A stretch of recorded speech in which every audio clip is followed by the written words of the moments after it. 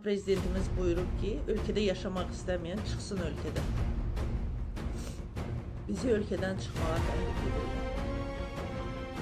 Bizi həbslərlə hədələyirlər. Biz bir qarnı aç, bir qarnı tox, heç bir şeyə etiraz etmədən, kirayələrimizi güclə ödəyərək, ölkəmizdə yaşamaq uğrunda mübarizə aparan insanlar, bizi vətən xaininə çevirən şəxslərlə bağlı nə vaxt tədbir görəcəksiniz, cənab prezident? Onlara nə vaxt gəlib çatacaq növbə?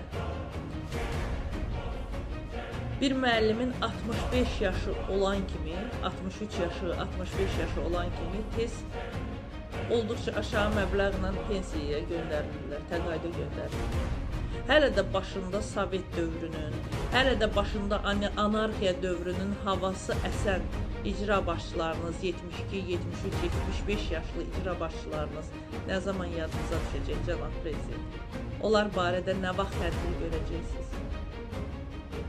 Biz ölkəmizdə yaşamaq istəyirik. Mən övladlarımın gələcəyini burada qurmasını istəyirəm. Mən istəyirəm ki, bu ölkəyə layiqli vətəndaşlar yetişdirim. Nə vaxta qədər bu məmurlar mənim övladlarımı vətənindən iyrəndirməklə məşğul olacaqlar və mənim kimi neçə insanlar. Nə vaxta qədər kasıb, zəif, sadə vətəndaşların haqqı yeyiləcək, cənab prezident. Arzu edirəm ki, 63 yaş sizə,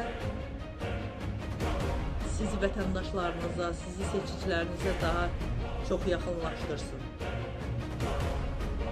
Vətəndaşların səsini eşidəsiniz. Haqsızlıqda boğulan səslərini, fəryadlarını eşidəsiniz. Doğum gününüz mübarək.